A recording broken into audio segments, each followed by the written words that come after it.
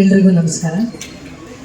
ಮೊದಲು ಈ ಒಂದು ಮುಹೂರ್ತದ ಸಮಾರಂಭಕ್ಕೆ ಬಂದಿರುವಂಥ ವಿನೋದ್ಗೆ ನಾನು ಥ್ಯಾಂಕ್ಸ್ ಹೇಳ್ತೀನಿ. ಯಾಕಂದರೆ ತುಂಬ ಶಾರ್ಟ್ ಪೀರಿಯಡಲ್ಲಿ ಕರೆದ್ರು ಅಂತಲೂ ನನಗೆ ಗೊತ್ತು. ಎಷ್ಟು ಲೇಟಾಗಿ ಕರೆದ್ರು ಅನ್ನೋದಲ್ಲ, ಯಾರು ಕರೆದ್ರು ಅನ್ನೋ ಕಾರಣಕ್ಕೋಸ್ಕರ ನೀವು ಇದ್ದೀರಾ. ನಿಮಗೆ ಬಂದು ತುಂಬ ಥ್ಯಾಂಕ್ಸ್ ಹೇಳ್ತೀನಿ ನೀವು. ಹಾಗೆ ನಾಗತಿಹಳ್ಳಿ ಚಂದ್ರಶೇಖರ್ ಸರ್ ಕೂಡ ಬಂದು ಇವತ್ತು ಕ್ಲಾಪ್ ಮಾಡಿದ್ದಾರೆ. ಅವ್ರಿಗೂ ಕೂಡ ನಾನು ಪ್ರೀತಿಯಿಂದ ಧನ್ಯವಾದಗಳನ್ನು ತಿಳಿಸ್ತೀನಿ. ಪ್ರತಿಯೊಂದು ಸಿನಿಮಾ ಮುಹೂರ್ತದಕ್ಕಿಂತ ಒಂದು ಸ್ವಲ್ಪ ವಿಶೇಷ ನನಗೆ ಈ ಸಿನಿಮಾ. ನನ್ನ 175ನೇ ಸಿನಿಮಾ ಅನ್ನೋ ಕಾರಣಕ್ಕೆ ನನಗೆ ಹೇಗೆ ಶುರು ಮಾಡಬೇಕು ಅಂತ ಗೊತ್ತಾಗ್ತಾ ಇಲ್ಲ. ಮೊದಲಿಗೆ ನನ್ನನ್ನು ಈ ಚಿತ್ರರಂಗಕ್ಕೆ ಕರ್ಕೊಂಡು ಬಂದಂಥ ಡಾಕ್ಟರ್ ರಾಜ್ಕುಮಾರ್ ಅಪ್ಪಾಜಿ ಅವರಿಗೆ ಮೊದಲು ನಾನು ಥ್ಯಾಂಕ್ಸನ್ನು ಹೇಳ್ತೀನಿ. ಅದಾದಮೇಲೆ ನನ್ನನ್ನು ನಾಯಕಿಯಾಗಿ ಪರಿಚಯ ಮಾಡಿದ್ದು ಶ್ರೀನಿವಾಸ ಮೂರ್ತಿ ಅವರು, ನಂಬಿದರೆ ನಂಬಿ ಬಿಟ್ಟರೆ ಬಿಡಿ ಸಿನಿಮಾದಲ್ಲಿ. ಅದಾದಮೇಲೆ ನನಗೊಂದು ಹೆಸರನ್ನು ಕೊಟ್ಟು ಇಷ್ಟು ವರ್ಷಗಳ ಕಾಲ ನಾನು ಇಂಡಸ್ಟ್ರಿಯಲ್ಲಿ ಉಳಿತಾ ಇದ್ದೀನಿ ಅಂದರೆ ಅದೊಂದೇ ಒಂದು ಕಾರಣ, ಅದು ದ್ವಾರಕೀಶ್ ಅಣ್ಣ ಮಾಡಿದಂಥ ಶ್ರುತಿ ಸಿನಿಮಾ. ಅವ್ರನ್ನೂ ಕೂಡ ನಾನು ಜ್ಞಾಪಿಸ್ಕೊಳ್ತಾ, ಇನ್ನು ನನ್ನ ತಂದೆ ತಾಯಿ ನನಗೆ ಈ ಚಿತ್ರರಂಗಕ್ಕೆ ಕರ್ಕೊಂಡು ಬರೋದಕ್ಕೆ ಅವ್ರು ಪಟ್ಟಂಥ ಶ್ರಮ ತ್ಯಾಗ ಎಲ್ಲ ನನಗೆ ಗೊತ್ತಿದೆ. ಅವರು ಈ ಒಂದು ಮುಹೂರ್ತದಲ್ಲಿದ್ದು ನನಗೆ ತುಂಬಾ ಖುಷಿ ಇದೆ ಅಮ್ಮ. ಡೈರೆಕ್ಟರ್ ಸರ್ ಹಾಗೂ ಈ ಟೀಮ್ ಮದರ್, ನನಗೆ ಇವರು ಬಂದು ಕತೆ ಹೇಳುವಾಗ ಬೇರೆ ಎಲ್ಲ ಕತೆಗಳನ್ನು ಕೇಳುವಾಗ ನನಗೆ ಸ್ವಲ್ಪ ಇಂಟ್ರೆಸ್ಟಿಂಗ್ ಅನ್ನಿಸ್ತು ಈ ಸಿನಿಮಾ. ನನಗೆ ಈ ಸಿನಿಮಾ ಕತೆ ಕಾಂಟೆಂಟ್ಗಿಂತ ಅವರಿಗಿರುವಂಥ ಶ್ರದ್ಧೆ, ಸಿನಿಮಾದಲ್ಲಿ ಏನಾದರೂ ಒಂದು ಹೊಸತನ ಮಾಡಬೇಕು ಅನ್ನುವಂಥ ಒಂದು ತುಡಿತ ನನಗೆ ಇಷ್ಟ ಆಯಿತು. ಡೈರೆಕ್ಟರ್ ಸರ್ ಆವಾಗಲೇ ಹೇಳ್ತಾಯಿದ್ರು, 175ನೇ ಸಿನಿಮಾ ನನಗೆ ಕೊಟ್ಟಿದ್ದೀರಾ, ಆ ಹೆಸರಿಗೇನು ಚ್ಯುತಿ ಬಾರದೇ ಇರೋ ಹಾಗೆ ನೋಡ್ಕೊಳ್ತೀನಿ ಮೇಡಮ್, ನಂಬಿಕೆ ಇಡಿ ಅಂತ. ಸರ್, ನೀವು ನನ್ನ 150ನೇ ಸಿನಿಮಾಗಂತಲ್ಲ ಸರ್, 1 ರೂಪಾಯಿನೋ 100 ರೂಪಾಯಿನೋ ದುಡ್ಡು ಹಾಕಿರ್ತಾರಲ್ಲ ನಿರ್ಮಾಪಕರು, ಅವ್ರ ಗೌರವ ಉಳಿಸುವಂಥ ಸಿನಿಮಾ ಮಾಡಿ ಸರ್.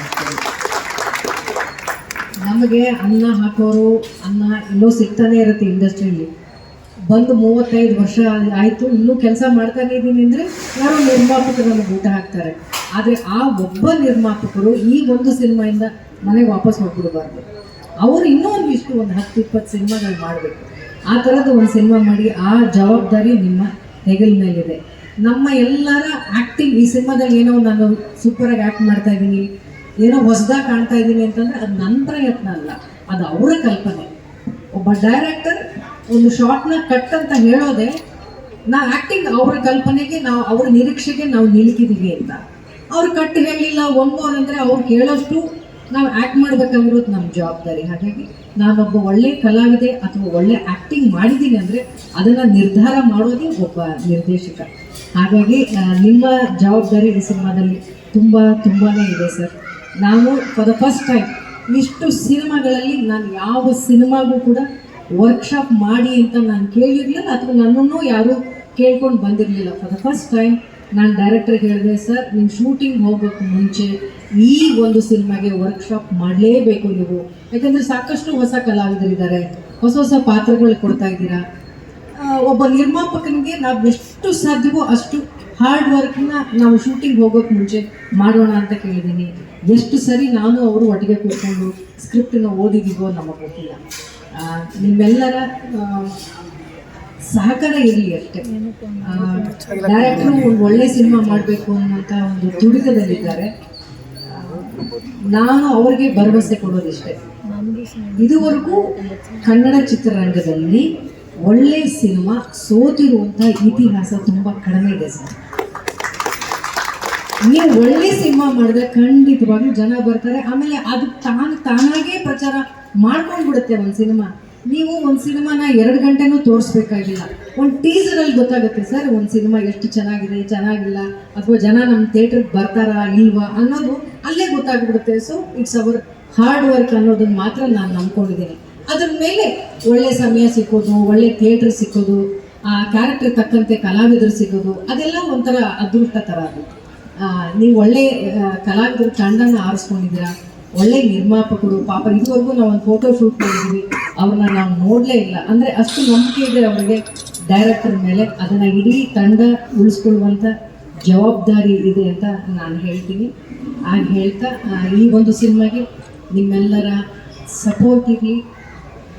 175ನೇ ಸಿನಿಮಾ ಅಂತ ಎಷ್ಟು ಪ್ರೀತಿಯಿಂದ ಎಲ್ಲರೂ ನನ್ನನ್ನು ಹರಿಸ್ತಾ ಇದ್ದೀರಿ. ಇದಕ್ಕೆ ನಾನು ತುಂಬಾ ಋಣಿಯಾಗಿದ್ದೀನಿ. ಖುಷಿಯಾಗುತ್ತೆ. ಎಲ್ಲರ ಮನೆ ಮಗಳು ಅನ್ನೋದಕ್ಕಿಂತ ಹೆಚ್ಚಾಗಿ ನಾನು ಇಂಡಸ್ಟ್ರಿಯಲ್ಲೇ ಬೆಳೆದಿದ್ದು. ನಾನು ಮನೆಯಲ್ಲಿ ನನ್ನ ಅಣ್ಣ ನನ್ನ ತಂಗಿ ಹೇಗೆ ಬೆಳೆದ್ರು ಅನ್ನೋದನ್ನೇ ನಾನು ನೋಡಲಿಲ್ಲ. ಅಷ್ಟು ನಾನು ಸಿನಿಮಾಗಳಲ್ಲಿ ನಾನು ತೊಡಗಿಸ್ಕೊಂಡಿದ್ದೆ. ನನ್ನ ಎಷ್ಟು ಬ್ಯುಸಿಯಾಗಿ ನಾನು ಕೆಲಸ ಮಾಡಿದೆ. ಇಂಡಸ್ಟ್ರಿಗೆ ಬಂದಾಗಲಿಲ್ಲ ಅಂದರೆ ಒಂದು ವರ್ಷ ನಂದು 13 ಸಿನಿಮಾ ರಿಲೀಸ್ ಆಗಿತ್ತು. ಅಂದರೆ ನಾನು ಇಂಡಸ್ಟ್ರಿಗೆ ಎಷ್ಟು ಬ್ಯುಸಿಯಾಗಿದ್ದೆ ಅಂತ ನಿಮ್ಗೆ ಅರ್ಥ ಆಗ್ಬೋದು.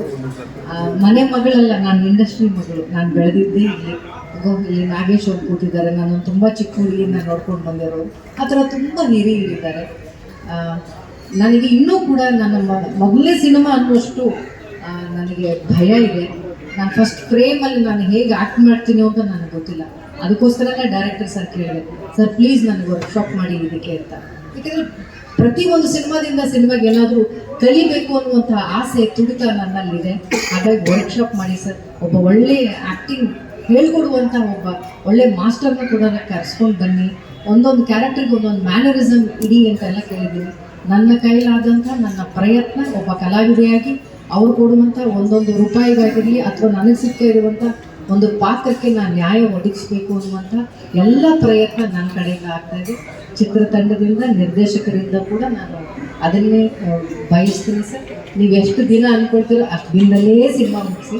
ಅದಕ್ಕೆ ನಮ್ಮೆಲ್ಲ ಕಲಾವಿದರ ಸಹಕಾರ ಇದೆ. ಬೆಳಗ್ಗೆ 9ರಿಂದ ಸಾಯಂಕಾಲ 6ರವರೆಗೂ ಅವ್ರು ಏನು ಹೇಳ್ತಾರೋ ಆ ಕೆಲಸನ ಮುಗಿಸಿ ನಾವು ಹೋಗ್ತೀವಿ. ನಿರ್ಮಾಪಕರನ್ನು ಉಳಿಸ್ಕೊಳ್ಳಿ ಅಂತ ನಾನು ಹೇಳ್ತಾ, ಇಲ್ಲಿ ಬಂದಿರುವಂಥ ಪ್ರತಿಯೊಬ್ಬ ಮಾಧ್ಯಮದವ್ರಿಗೂ ನಾನು ತುಂಬ ಹೃದಯದ ಧನ್ಯವಾದಗಳನ್ನ ತಿಳಿಸ್ತೀನಿ. 175ನೇ ಸಿನಿಮಾ ಅನ್ನೋದು ವಿಶೇಷ ಅಲ್ಲ, ಇಷ್ಟು ವರ್ಷ ಆದರೂ ನನಗೆ ಒಳ್ಳೊಳ್ಳೆ ಸಿನಿಮಾಗಳು ಸಿಗ್ತಿದೆ ಅನ್ನೋದು ಮಾತ್ರ ನನಗೆ ವಿಶೇಷ ಅಂತ ನನಗೆ ಅನಿಸುತ್ತೆ. ಆ ಕಲಾ ಸರಸ್ವತಿಯ ಸೇವೆ ಮಾಡುವಂಥ ಅವಕಾಶ ಮತ್ತಷ್ಟು ಸಿಗ್ತಾ ಇರಲಿ ನನಗೆ ಅಂತ ಕೇಳ್ತಾ, ಈ ಒಂದು ಪಾತ್ರ ನನಗೆ ತುಂಬಾ ಹೆಮ್ಮೆ ಇದೆ. ತುಂಬ ವಿಶೇಷವಾದಂಥ ಒಂದು ಪಾತ್ರ ಆಗಿ ಅವರು ಇದನ್ನು ಹೆಣ್ಕೊಂಡಿದ್ದಾರೆ. ಇಲ್ಲಿ ನೋಡಿದಾಗ ಅಷ್ಟು ಸಾಫ್ಟಾಗಿ ಸಿನಿಮಾ ಇರೋದಿಲ್ಲ. ಸಿನಿಮಾ ಕಥೆನೇ ಬೇರೆ ಇದೆ ಒಳಗಡೆ. ಪ್ರತಿ ಒಂದು 15 ನಿಮಿಷಕ್ಕೊಂದು ಹೊಸ ಟ್ವಿಸ್ಟ್ಗಳನ್ನು ಇವರು ಸಿನಿಮಾದಲ್ಲಿ ಇಟ್ಕೊಂಡಿದ್ದಾರೆ. ಕ್ಲೈಮ್ಯಾಕ್ಸ್ ಹತ್ತಿರ ಬರುವಷ್ಟರಲ್ಲಿ ಸಿನಿಮಾ ಆಗಲೇ ಒಂದು ಸಾಕಷ್ಟು ತಿರುವುಗಳನ್ನು ತಗೊಂಡಿರುತ್ತೆ. ಕ್ಲೈಮ್ಯಾಕ್ಸ್ ಬಹುಶಃ ಯಾರೂ ಆಗದೇ ಇರುವಂಥ ಒಂದು ಟರ್ನಿಂಗ್ ಪಾಯಿಂಟ್ ಆಗಿ ಈ ಸಿನಿಮಾ ತೊಗೊಂಡಿದ್ದಾರೆ. ಹಳ್ಳಿ ಹೆಣ್ಣುಮಕ್ಕಳು ಹೀಗೆ ಕೂಡ ಬಿಹೇವ್ ಮಾಡೋಕ್ಕೆ ಸಾಧ್ಯವಾ ಅಂತ ಅನ್ನುವಂತಹ ಒಂದು ಕಥೆಯನ್ನು ಅವ್ರು ಬರ್ಕೊಂಡಿದ್ದಾರೆ. ತೆರೆಯ ಮೇಲೆ ಅಚ್ಚುಕಟ್ಟಾಗಿ ತೊಗೊಂಡು ಬರ್ತಾರೆ ಅನ್ನುವಂಥ ನನ್ನ ನಂಬಿಕೆ ಇದೆ. ಮತ್ತೊಮ್ಮೆ ಎಲ್ಲರಿಗೂ ಥ್ಯಾಂಕ್ಸ್ ಹೇಳ್ತೀನಿ. ಇಡೀ ಟೀಮ್ಗೆ ಬೆಸ್ಟ್ ವಿಶಸ್. ಎಲ್ಲರೂ ಒಂದು ತಂಡವಾಗಿ, cameraman, music director, thank you so much. ನಿಮ್ಮ ಕೆಲಸ ನೋಡಿದ್ದೀನಿ cameraman sir, fight master sir. ನನಗೇನಿಲ್ಲ ಬಿಡಿ, ಫೈಟ್ ಹೇಳಿರಲ್ಲ.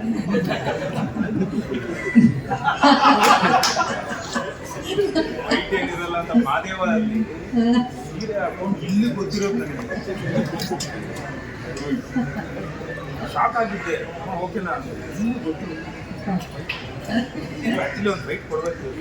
ಆಕ್ಚುಲಿ ಇದೆ, ಸುಮ್ಮನೆ ಹೇಳ್ಬಾರ್ದು ಹೇಳಿದ್ವಿ. ಸೊ ತಂಡವಾಗಿ ಎಲ್ಲರೂ ಕೆಲಸ ಮಾಡೋಣ. ಯಾರ್ದು ಈ ಸಿನಿಮಾ ಅನ್ನೋದು ಇಂಡಿವಿಜುವಲ್ ಆಗಿ ಯಾರೋ ಒಬ್ಬರದ್ದು ಸ್ಕೋರ್ ಆಗೋದಿಲ್ಲ. ಒಂದು ಟೀಮ್ ಗೆಲ್ಲಬೇಕು ಅಂದರೆ ಪ್ರತಿಯೊಬ್ಬ ಬ್ಯಾಟ್ಸ್ಮನ್ನು ಚೆನ್ನಾಗಿ ಆಟ ಆಡಲೇಬೇಕು. ಆವಾಗ ಮಾತ್ರ ಒಂದು ತಂಡ ಗೆಲ್ಲೋದಕ್ಕೆ ಸಾಧ್ಯ. ಸೊ ಒಳ್ಳೆ ಬ್ಯಾಟ್ಸ್ಮನ್ಸ್ಗಳೆಲ್ಲ ಇದ್ದಾರೆ ನಮ್ಮ ತಂಡದಲ್ಲಿ. ಸೊ ಈ ಸರಿ ಕಪ್ ನಮ್ಮದೇ ಅನ್ನೋ ಥರ ಈ ತಂಡವಾಗಿ ನಾವೆಲ್ಲರೂ ಗೆಲ್ಲಬೇಕು ಅನ್ನೋ ಉತ್ಸಾಹದಲ್ಲಿದ್ದೀವಿ. ನಿಮ್ಮೆಲ್ಲರ ಹಾರೈಕೆ, ಸಪೋರ್ಟ್ ಸದಾ ಹೀಗೆ ಇರಲಿ. ಇಡೀ ಚಿತ್ರರಂಗಕ್ಕೆ ನನಗೆ ಅವಕಾಶ ಕೊಟ್ಟಂಥ ಪ್ರತಿಯೊಬ್ಬ ನಿರ್ದೇಶಕರಿಗೆ, ನಿರ್ಮಾಪಕರಿಗೆ, ನಮ್ಮ ಜೊತೆ ಕೆಲಸ ಮಾಡಿದಂಥ ಪ್ರತಿಯೊಬ್ಬ ಕಲಾವಿದರಿಗೆ, ದೊಡ್ಡ ದೊಡ್ಡ ಕಲಾವಿದರಿಗೆ ಎಲ್ಲರಿಗೂ ನಾನು ತುಂಬ ಋಣಿಯಾಗಿದ್ದೀನಿ ಅಂತ ಕೇಳ್ಕೊಳ್ತೀನಿ. Thank you so much.